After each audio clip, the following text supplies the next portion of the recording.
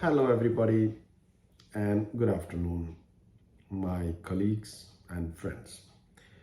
As we have just discussed in our last lecture, the definition of the money laundering and its three phases. Today, we are going to discuss in this lecture the very important part of money laundering, and those are the principal money laundering offenses. Under Proceeds of Crime Act 2002, to be guilty of one of the principal money laundering offenses, you must know or suspect that the money you are dealing with is criminal property. Now, this is very important to know what is criminal property. Criminals or criminal property isn't just a money or asset generated from crimes. Criminal property can also be a saved benefits whereby failing to make a payment results in committing an offense. For instance, failing to register with the Information Commissioner. If you are a business, processing personal data is an offense. The fee you have failed to pay due as a part of the registration, it could be 35, 45 pounds, would become the criminal property. Then on second stage, let me give you another example further about the asset generated as a result of investing the proceeds from the original offense. If the criminal uses the proceeds of selling drugs to generate profit, like funding the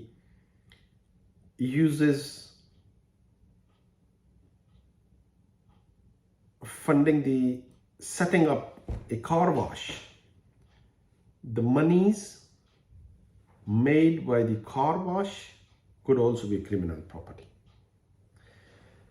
Now, after the criminal property, this is also very important to know what is a criminal conduct. That's also integral part or importance in money laundering, commission of any principal offense. Criminal conduct is a conduct which constitutes an offense in any part of the United Kingdom if it connected or if it occurred there, or is an offense overseas and where there is also corresponding criminal offense in the UK, or in third stage, if the conduct was outside the UK and lawful in that jurisdiction, the same conduct that would attract a sentence of over 12 months imprisonment had it occur in the UK. Dear friends, being guilty of an offense, you need to decide whether you know or suspect that your client or the person funding the instructions is involved in criminal conduct. To evaluate this, you may need to understand what your client does or where the money they are using came from. When you make inquiries as to the source of funds, you need to review that information and consider whether it fits with what your client has told you about where their money has come from. Excuse me. Dear colleagues, there are three main money laundering offences in Proceeds of Crime Act 2002. Number one, under section 327, concealing criminal property.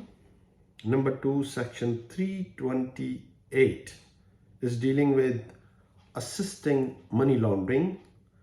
And the third one is section 329, acquiring criminal property. These three types of offences under Proceeds of Criminal Act 2002 carry a maximum penalty of 14 years imprisonment, as we discussed in our first lecture, and or an unlimited fine. If you know or suspect a client is involved in money which is laundered, always report it to your money laundering reporting officer, MLRO, immediately. Your MLRO will advise you how to proceed to protect both you and your firm. Make sure your money laundering officer should be well trained or trained enough. Then we'll move on to the details of these three offences. Let's discuss section 327, concealing criminal property. A person commits an offence if they conceal, disguise, convert, transfer, or remove the criminal property from the UK. Let's have an example of criminal property in relation to this offence. For instance, placing a cash, which is the proceeds of a crime, into a bank account, or using the proceeds of a crime to purchase a property or high value goods, for example, as yacht or ship or any item for your life accessories, necessities. Then giving a cash, which is the proceeds of a crime, to another person to use as a deposit on a house purchase. These are the examples for your for the offence under section 327. And let's move on to section 328, assisting money laundering. A person commits an offence if they enter into or become concerned with an arrangement which they know or suspect facilitates the acquisition, retention, use or control of criminal property. To commit this offence, money does not have to pass through the firm's account. Now let's talk about the arrangement. The word arrangement is used in the explanation of section 328. An arrangement means helping or acting for a client, usually in the course of a transaction, to acquire, retain, use of, or control criminal property. It should also be noted that whenever a lawyer is faced with a Section 325 offense, there is also likely to be a Section 328 offense. Now move on to next section, Section 329, which deals with acquiring criminal property. A person commits an offense if they acquire, use, or have possession of criminal property. Money deposited into your client account which you know or suspect to be the proceeds of crime will trigger this offense. For legal professionals, this is most likely to be an issue if a client or third party pays criminal property into the client account. Let's have an example of it.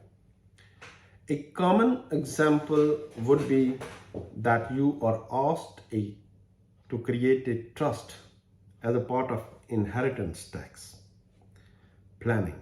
When you discover that your client has income not declared to HMRC, the money that should have been paid in tax may be criminal property. In the end of this session, let's check our knowledge, what we have learned from this lecture. Please listen carefully. This is a small scenario which would have clearly your answer based on the information we have shared above or before. You are a private client lawyer establishing a trust for IHT planning purposes for Mr. let's say Murray or XYZ, who runs a construction business. In meeting,